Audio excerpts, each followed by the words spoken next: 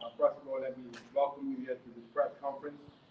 My name is Cal Simon, co-director of the Skyport Magic Mile. We are indeed and really pleased and proud to be back to the National Sports Center for the Skyport Magic Mile. It's been 2 years since we hosted this event, and the club, along with our major sponsor Skyport, is extremely excited about holding this event. What we're planning to do today is to share some information with you about the event. We have 2 or 3 individuals. The chairman from Skyport would come in, Mr. Rayner, the president of the club, and we also have Rihanna Robinson who will come in and say a few words on behalf of the athletes of the club. I just want to say on Saturday, March 5th, the Bermuda Track Club will host the Skyport Magic Mile. This marks the 25th year that we've hosted this event. 25 years. And, like I said at the beginning, we're really excited about it. We just want to share with you some important dates. The deadline date for this event. Paper entries is on March the 2nd, March the 3rd. Thank you, Sabrina, in particular the sports seller. The online date is on Thursday, Friday at 7 o'clock. So you want to make sure that you register that information, okay, and get there. We've sent information to all the schools. Hopefully the PET will push the event. Every public and private school is aware of it. There's 1 or 2 changes this year. The senior runners, who normally would have ran outside into the Arboretum, this year everything is going to take place inside the National Sports Center. So the 4-year-olds will run the one lap, the 5-year-olds will run the one lap, the 6 and 7-year-olds will run one lap, and the 8 to 15-year-olds will run a true mile. So again, this is the first time for us doing this, and we're just hoping that it can go. We feel very positive that's going to go very well. We just want to make sure that people are here on Saturday. The time to collect the race numbers between 10 and 3 p.m. a.m. in the morning, I'm sorry. So you want to get up here early. We're asking that people come in at least 45 minutes before the scheduled time of the event. It's important that we do all the information that we have so that we can make this event a very successful and safe event. I think it's more important for us to stress safety with the COVID conditions that we're doing, or we really want to make sure that everyone is safe. This is a mass event, so spectators will be required to wear the mask up here. And the athletes will wear their masks when they compete, because they don't run in their masks. Again, we want to thank everybody, hoping that we can get at least 400 entries. We're at 300 right now, and we have a couple more days. So hopefully, this press conference will encourage people to go ahead and register their kids. At this time, I'm going to call Chairman Michaela from Skyport to come on and say a few words. Good morning, everyone. I'm Michaela Cameron. I'm the Marketing and Communication Officer for Bermuda Skyport. In case you aren't aware, Skyport is very passionate about Bermuda's youth. We have invested over $500,000 in the last 5 years in Bermuda's youth in terms of sports, arts, education, and our young people's well-being. We are so excited about this year's Skyport Magic Mile.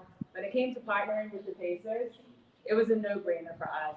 They prioritize Bermuda's youth. They train Bermuda's youth to become incredible members of society, and that is exactly what is important to us at Bermuda Skyport.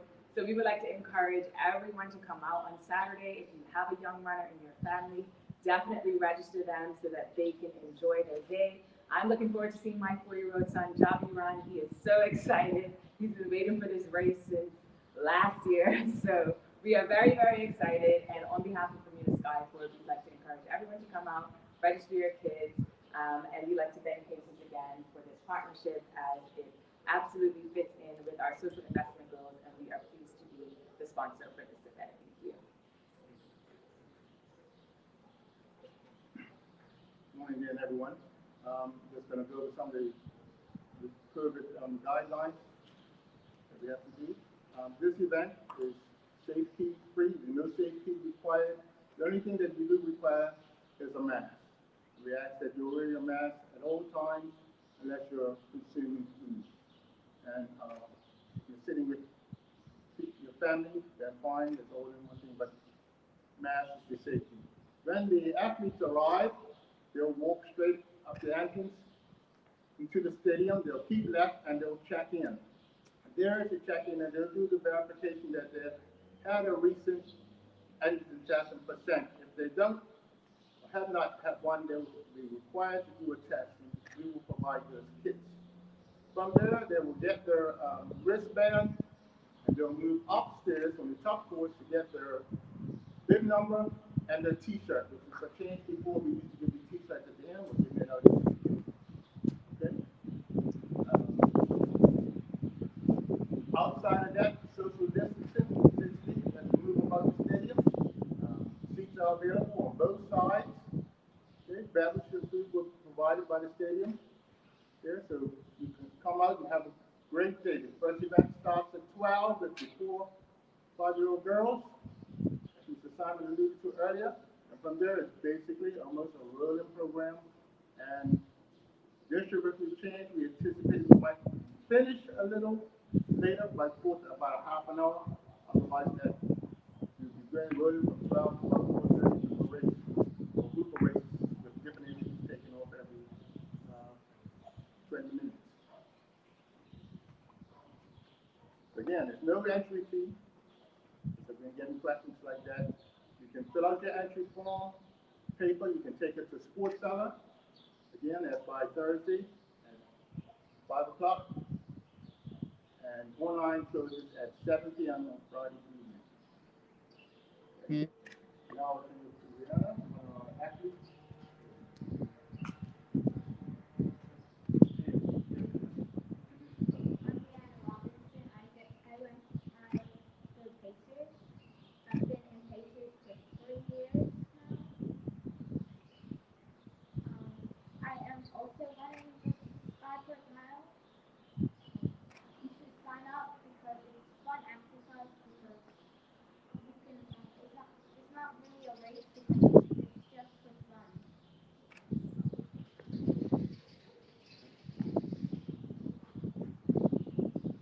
Thank you, gentlemen, for coming.